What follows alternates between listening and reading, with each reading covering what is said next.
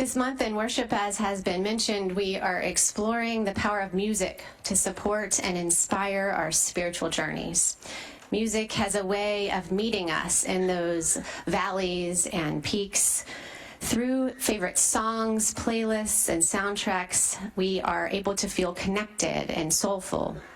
At modern weddings, singers and DJs are expected to set the tone, that is, when the battery doesn't die, to read the room and even take a request to keep the celebration flowing. Music can truly make the evening, but not if the party's over before it even begins. In John, as we've heard, Jesus at a wedding feast, a big communal celebration where food and wine were essential. John sets this story as the first note in a playlist of signs and wonders coming, an initial glimpse of God's kingdom breaking in, like a wedding banquet where joy is meant to overflow. But the wine indeed does run out, and this is a major social failing. What will this imply about this family's generosity or standing, or the prospect of the marriage itself? Certainly not a promising start. We imagine a whole reception, music and dancing fully in motion, when his mother approaches him with the news. Jesus responds with certain distance that feels a little sharp on our ears. "Woman, what concern is that to me and you?"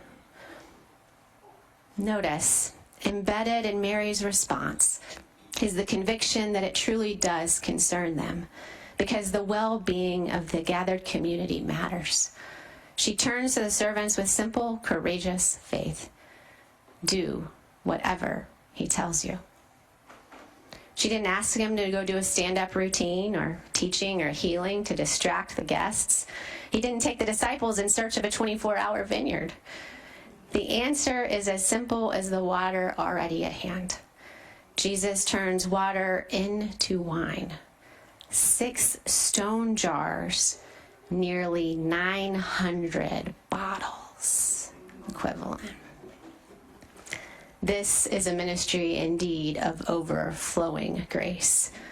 This sign declares that Jesus will meet people's needs. Grace is not rationed. God's abundance shows up behind the scenes in a moment of truth, so celebration can continue. And John lets us in the back room, so we can be ready to respond when it's our turn to serve, wherever that is, out front or behind things. We, like the servants, listen for instructions in tenuous moments, especially when our first instinct is to doubt, like Jesus. Where scarcity threatens to shame and silence, Jesus creates communal abundance. And the question becomes, as a servant of God's love in the moment, how can I best serve the great need before me? Sometimes we can act directly. Sometimes we hover with prayerful hope and expectation on the edges of things, trusting grace to find its way. Either way, we refuse to dismiss disruptions as someone else's problem. We show up for one another because that is how God's love moves through us. This week, grief struck in Minneapolis.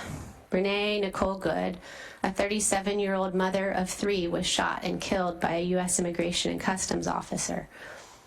She is remembered as a compassionate, creative mother, a poet and wife and daughter.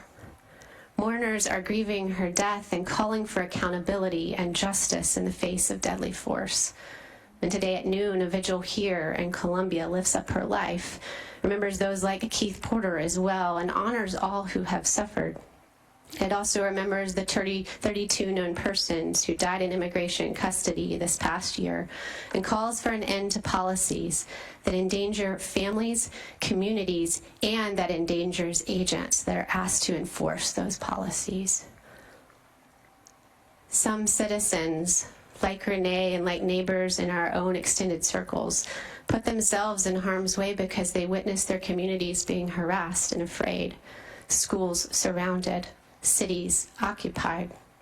Like Adam's cousin, whose daughter's school in Minneapolis is 2 blocks away from the site of Renee's murder. It is in community that we listen, lament, and refuse to lose sight of the God who shows up in the hour of greatest need. And that's what Jesus models at Cana, creating abundance and community where scarcity threatens to shame and silence.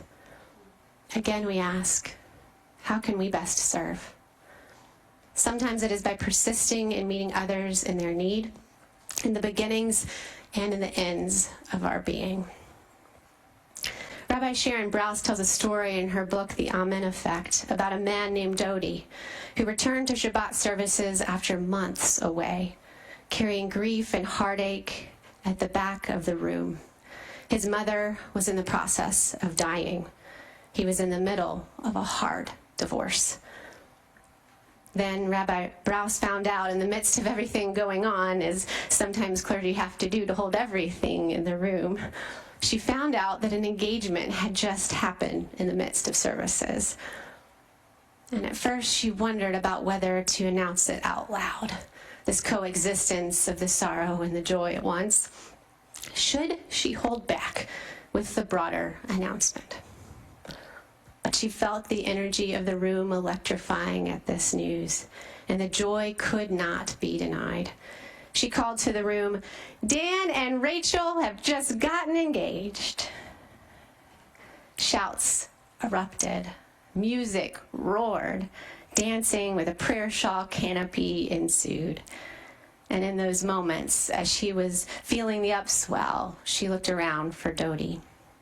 No doubt he must have left in the midst of this fanfare.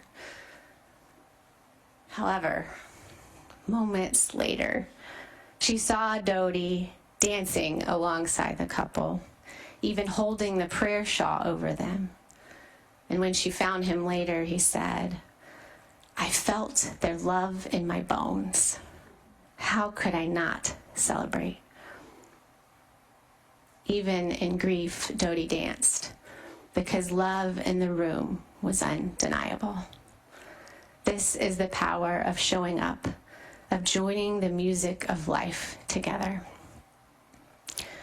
As we reflect on Cana, the first note in a soundtrack of Jesus' grace, it's fitting to highlight a music moment that gathered people around love across generations. You may have missed it like I did last year.